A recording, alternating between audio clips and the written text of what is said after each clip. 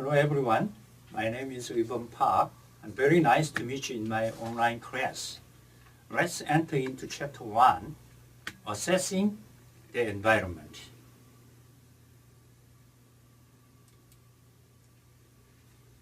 Here are chapter learning goals. First is to understand the global business environment and how it affects the strategic and operational decisions which managers must make. Secondly, critically to assess the development advantages and disadvantages of globalization. Thirdly, to review the role of technology in international business. Fourthly, to develop an appreciation for the ways in which political, economic, legal, and technological factors and changes impact the opportunities that companies face. Lastly, to discuss the complexities of the international manager job.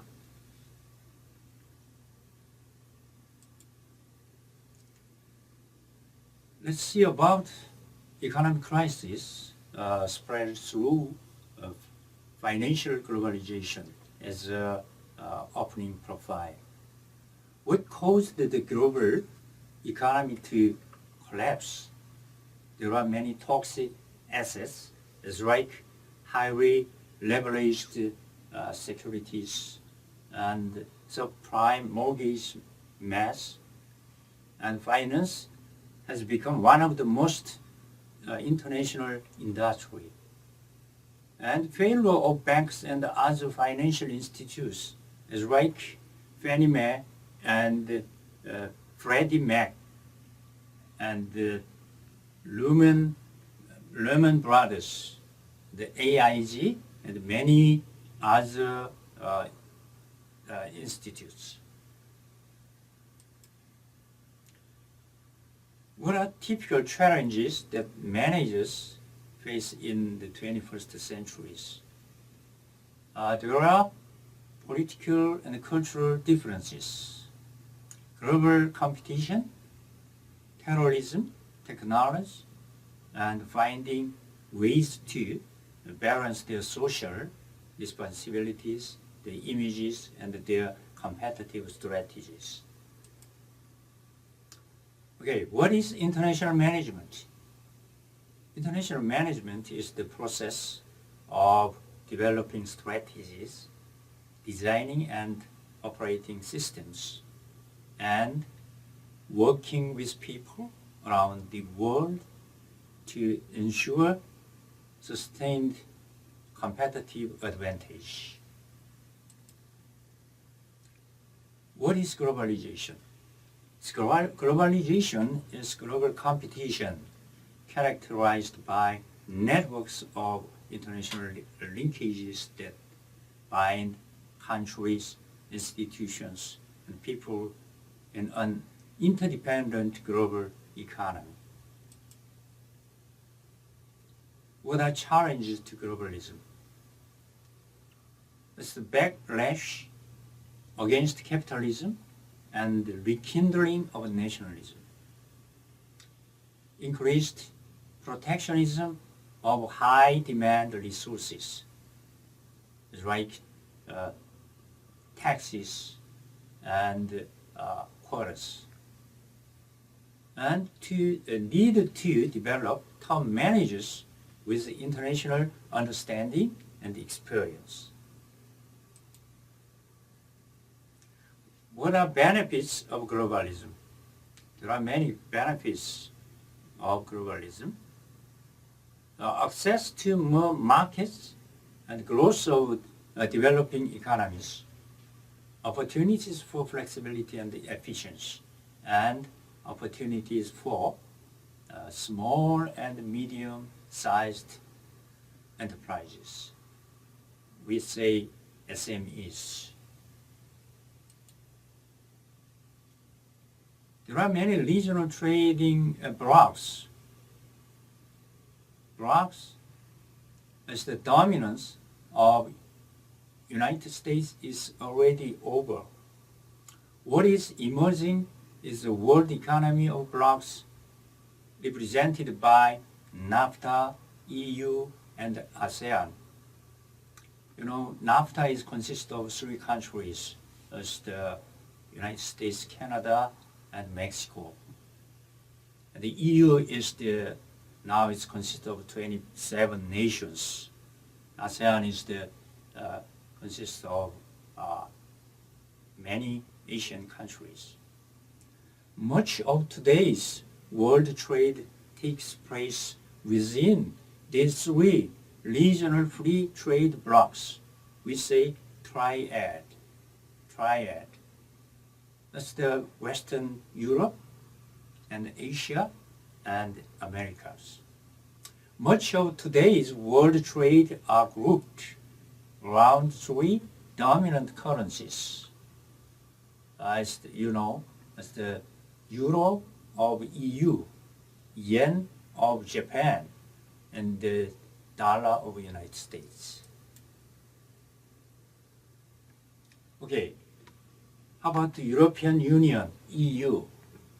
The EU is a unified market of 400 million people living in 27 nations. EU poses two challenges for global managers. It's really fortress Europe market. It's one big market, united market. The second is dealing with multiple cultures within the united market. Okay, how about Asia? Let's say there are a big country, China, the India, the Asian countries, South Asia Association of Regional Cooperation, SAARC, and Japan. And there are Asian tigers, 4 tigers. We say 4 tigers about Hong Kong, Singapore, South Korea, and Taiwan. They have lots of resources, especially human resources, and also natural resources. So very developed countries. The Americas, there are many blocs. North American Free Trade Agreement, you say NAFTA. And Central America Free Trade Agreement, you say CAFTA. And then Mercosur is in trade bloc in South America. Other regions in the world, there are the Russian Federation and the Middle East, the African Union, South Africa, and the less developed countries. We say LDCs. They have low gross national product. We say GNP, and the low gross domestic product, GDP, and a large, relatively unskilled workforce, and a high international debt. Next is comparative management in focus. China keeps on chugging. Here, China has the fastest growing GDP rate, over 9% per year for last 30 years. Economy has doubled every 8 years for 30 years. Surpassed Germany in 2009 as the world's largest exporter. Investing heavily in energy and other natural resources in 2009 that could give it an economic advantage it has never had before. However, Chinese has weakening demand for Chinese exports due to global recession. Also, Chinese government may not be able to prevent the financial crisis from derailing the country's economic miracle.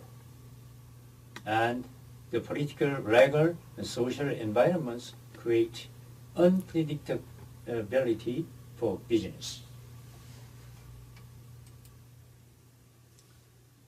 Okay, now management focus. Intel brings changes to Vietnamese economy and culture. United States opened trade relations with Vietnam in 2000. Vietnam's rapid growth can be contributed to those aspects of globalization that attract corporations such as Intel. Intel is taking advantage of new markets and low costs of production.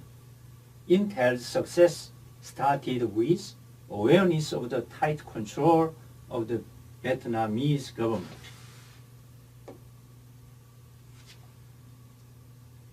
Okay, next is what is the impact of the information technology? There are many impacts. Here are three impacts, main impacts. First one is making geographic barriers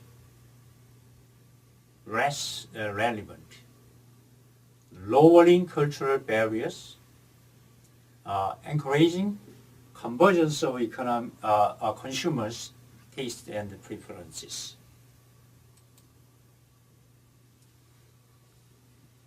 Let's see about globalization and human capital.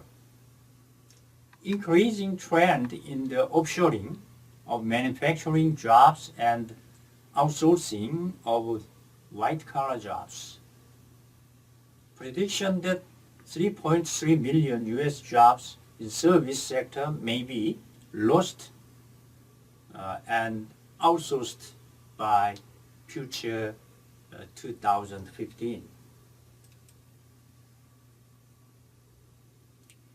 The global manager's role.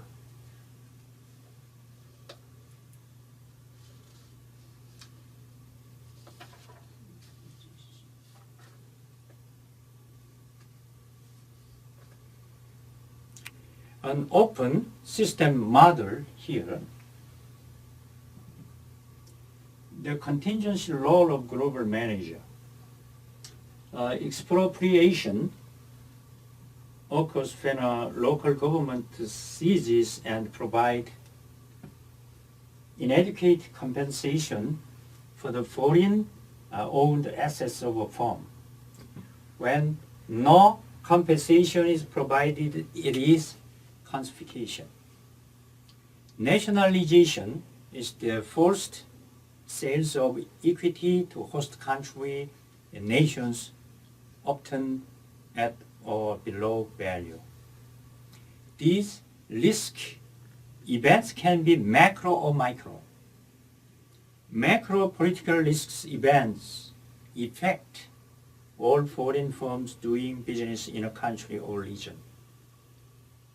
An example of Iraq's invasion of Kuwait in 1990, which halted all international business with and within both of these countries. Micro political risk affects one industry or company or only a few companies. These types of political risk events have become more common than macro political risk events. An example of micro political risk is clipping expropriation, a government's gradual and subtle action against foreign firms. The goal of risk assessment is to monitor political issues before they become problems, evaluate their potential impact on the company, and make suggestions for dealing with them.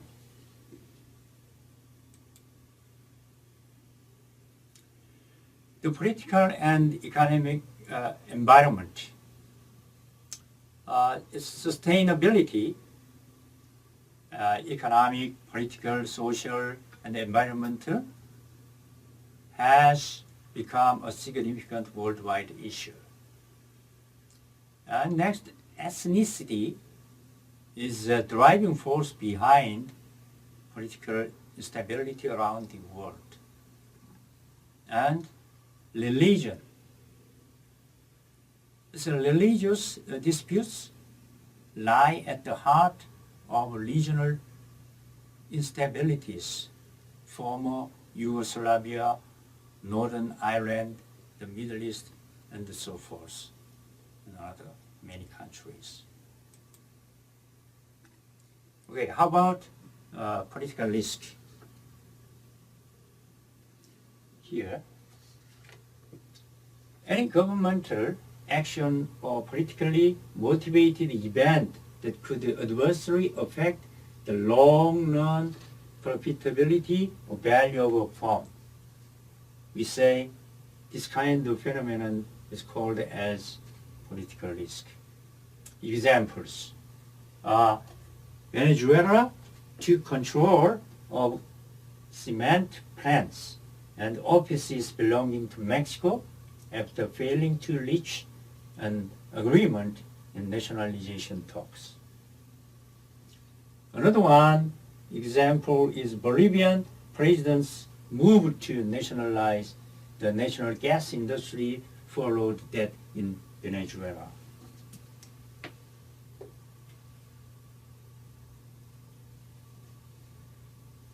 What are the typical political risks?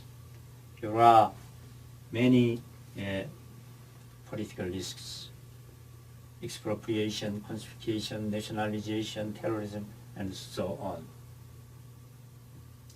Political risk assessment helps companies manage exposure to risk and minimize financial loss. What kind of political risk assessment? There are two forms. One of them is consultation with experts. Another one is development of internal staff capabilities.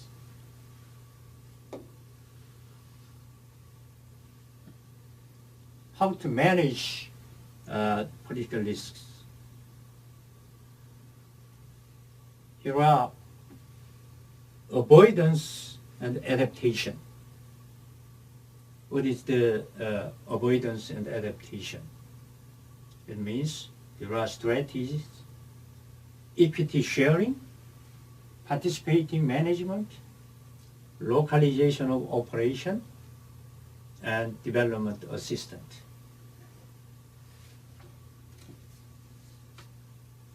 And dependency and hedging.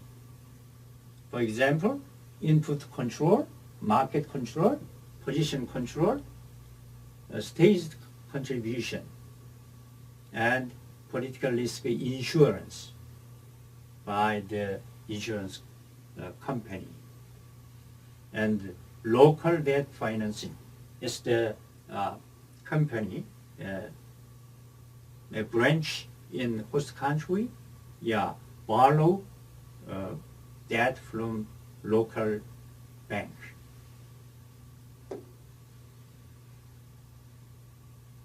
How to manage terrorism risk?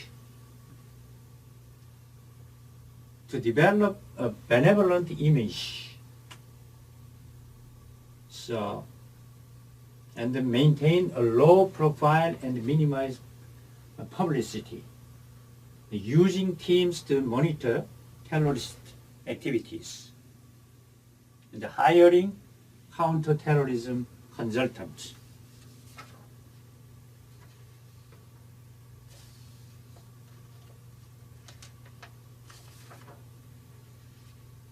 IBM and Exxon try to develop benevolent images and maintain low profile in high-risk countries.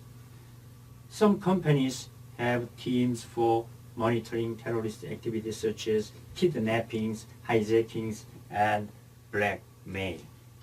Many multinational corporations hire counter-terrorism consultants to train employees in coping with the threat of terrorism.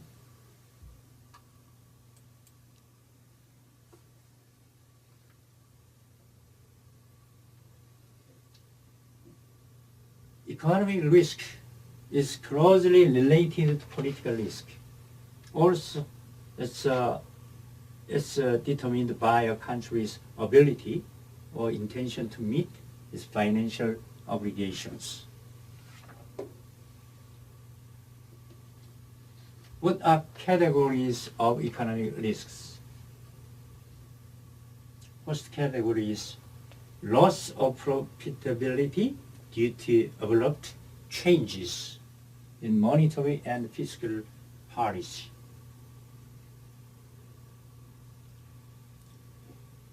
Examples of loss of profitability due to changes in foreign investment policy include inability to repatriate earnings, interest rate volatility, and currency translation exposure. Loss of profitability due to changes in foreign investment policy and risk of currency exchange rate. Let's see the example of devaluation of peso in 1990s. When this happened, U.S. companies' assets in Mexico were worth less when translated into dollars, but the companies' liabilities in Mexico were less as well.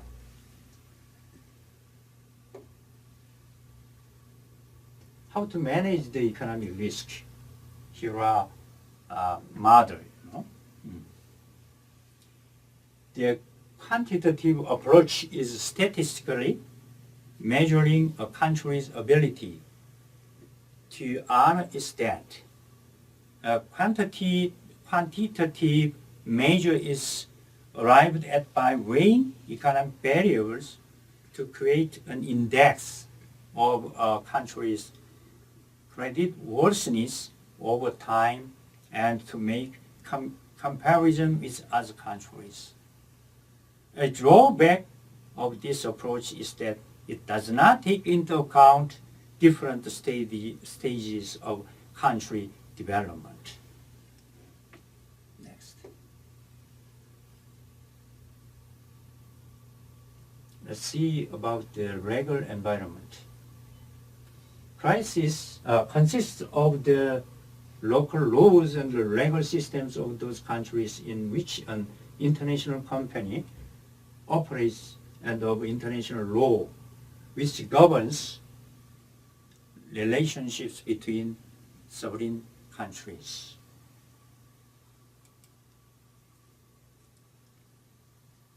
How about the legal environment? There are three types of legal systems: common law, civil law, and Islamic law. Common law uses past court decisions as a precedent. It is used in the United States and 26 other civil law represent a comprehensive set of laws organized into code. It is used in about 70 countries, including Japan and many in Europe. How about the Islamic law? Islamic countries use Islamic law, which is based on religious belief. It is used 27 countries and combines civil law and commercial law and indigenous law.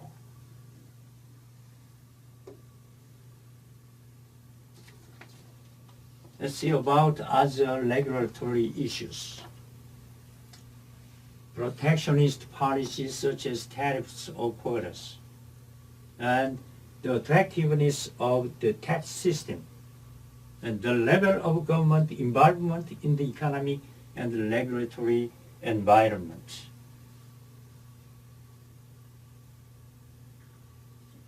Canada provides a good example of government involvement in the economic and regulatory environment. The Canadian government has wholly and partly owned enterprises in many industries. Example, transportation, petrochemicals, fishing, steel, textiles, building materials. The government role, therefore, is one of the both control and competition.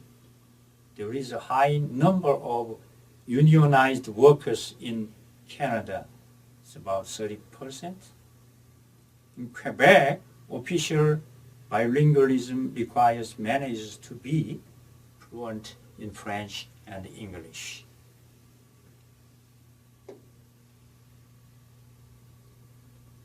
How about technological environment?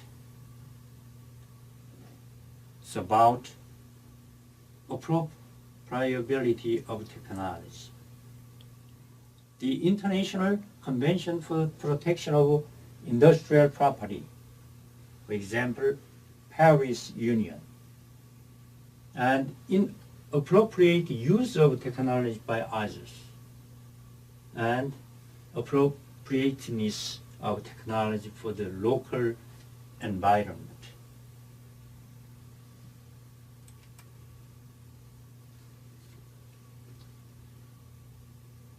E-business refers to the integration of systems, processes, organizations, value chains, and entire market using internet-based and related technologies and concepts. E-commerce refers to the marketing and the sales process via the internet.